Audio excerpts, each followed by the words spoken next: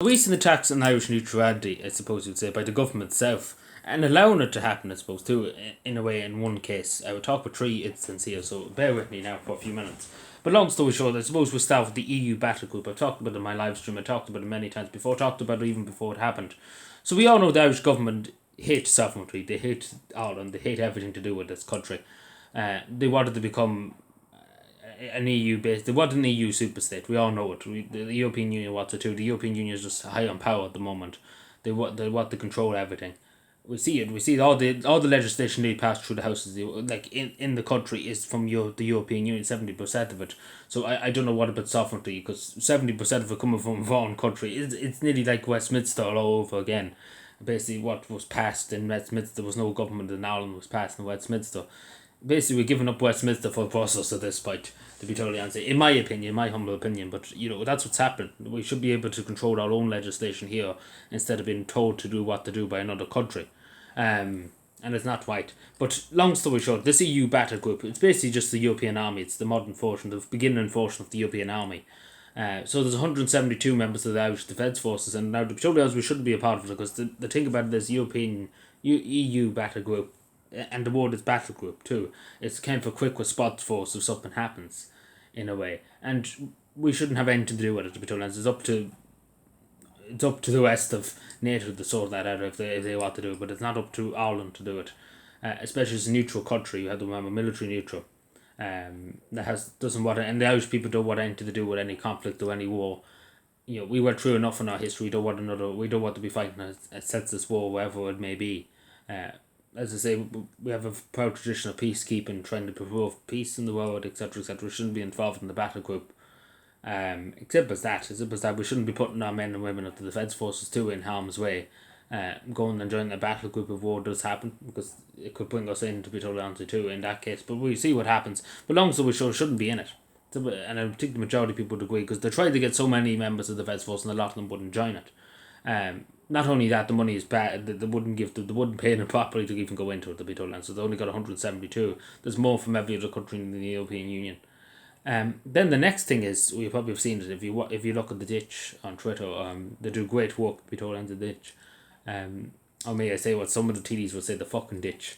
But long story short, they found out about Israeli cargo jets, I suppose, coming from the United States, from New York, from different parts of America, bringing weapons, bringing broken up airplanes to assemble in Israel, and bombs and guns, etc., etc., ammunition coming over Ireland to go to Israel to bomb children, etc., etc., and other things. Now, to be totally honest, the Irish government can't say they don't know about this. They said this, the Eamon Ryan famous. They said there's no weapons going across Irish sky, if you will, over sovereign Irish sky. Imagine that they said that, and obviously knew that was a lie, and obviously the Irish government knew it, because to be totally honest, they knew it. But this is the thing. It is happening. It's been about probably 5 or 7 flights that went over full of hundreds of tons of ammunition and bombs going over to bomb children, etc., etc. Now, as a neutral country, first of all, there shouldn't be any weapons from any country, regardless of if it's from Timbuktu or Norway or from wherever, coming over Irish skies. It's simple as that. They should be going around Ireland. They should be going the opposite way. If they want to go across France or something like that, they can't go across. They shouldn't be coming across our country. And particularly when there's an active conflict in the country, over in the Middle East, as we know in Israel, what they're doing. We should not be having anything to do with that within a 5-mile radius of it. Because why should we be letting them come through our sovereign territory? But again, Israel doesn't care about Irish sovereignty, etc., etc. But the Irish government should be basically saying, no, we won't allow it. Because again, it's the Irish government that's allowing it to go. Because again, they wouldn't be coming over, the Irish government would say boo about it. But to be totally honest, they shouldn't be allowed. Simple as that. Not only if it's not even if there wasn't a conflict, etc., etc., but it's fact it's ammunition going to bomb children, etc., etc., for the United States. It's not something that Ireland wants any part of, or any to help them in any way, basically, in bringing ammunition over across our skies, across a neutral country. We shouldn't be letting that happen, regardless if it's any country, even if it was Lithuania, Latvia, whatever. No military aircraft from any other country should be over Irish skies. They can go around down. They can go through Iceland or wherever they want to go, but they shouldn't be coming across Irish skies. It's simple as that. And they should be very stone one. It shouldn't happen again, to be totally honest. But again, this is why I say we should have our own fighter jets that we could send up to chase them away. If we didn't want them there, you could send up your own fighter jets to chase them away into international waters or wherever they want to go. But again, the fact of the matter, we have nothing to stop them basically coming across. If they really, really want to, because again, they won't listen to the Irish government and obviously the backing of the United States, etc., etc. We won't get into the whole thing, but long story short, it shouldn't be happening, to be told honest. That's a huge breach too, in my opinion. And then the next third biggest breach. So over the last about 5 years, it came out that you probably know of Shannon Airport down in Clare. For the last, I don't know, must be the last 20 years, US military aircraft have been landing too with ammunition and stuff. The same carry on, basically landing in the country too with loads of troops. So basically 300,000 American troops, and obviously it's increased now the last few months, have passed through Shannon, because obviously Shannon's nearly the first airport from the continent of the United States, from North America to the European Union to Europe. Ireland obviously the first country there, apart if you go up to Iceland. But Ireland's the first, if they're going to the, say for example, to England or to France or whatever, because the United States has a huge amount of military bases across Europe.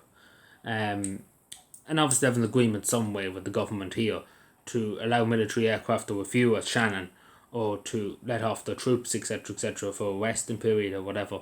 But long story short, it shouldn't be happening anyway, even if it's the United States, if it's Timbuktu or the army of Timbuktu. It's a breach of a neutrality. There shouldn't be any foreign army really on our soil, to be totally honest. It's alright if they were doing, they do expeditions, etc., etc. Like the Navy, obviously the Irish Navy going to London, etc., etc., with their ships, etc. That's understandable in that regard. But literally bringing in, especially 300,000, you can't really say that you're neutral. When you bring 300,000 foreign troops into the country over the last 5 years, you can't really say that. And especially weapons and ammunition, the same carry on. But long story short, we have to get our head out of our arse if we're going to call ourselves neutral. We had to make up our mind which way we're going to be. But we all know the government hate neutrality. They want to get us involved in every conflict in Timbuktu. But obviously the Irish people have a different opinion than that. That's what's stopping it at the moment. But it shouldn't be the case. And we have to address these issues, particularly with the Israelis. We have to address it. We generally do have to address it. Regardless if it was Israel or if it was Turkey or if it was Timbuktu, I still will be saying it. No military aircraft from any country should be flying over Irish skies. Simple as that. As a neutral country, we shouldn't be allowing it. It's our sovereign airspace. We shouldn't be allowing it. Unless, again, if there were an emergency, if they were going to crash or something like that, they can land in an airport, of course. But that's the only exception. No other country should have a military aircraft in our airspace. That's just the beginning and end of it. And it should be the beginning and end of it, but that's just my opinion. But I'm sure the majority of people would agree, especially with what's happening at the moment. We shouldn't be allowing it. As a sovereign independent, but sovereignty in only words, but but there should be sovereignty in actions too. Thank you.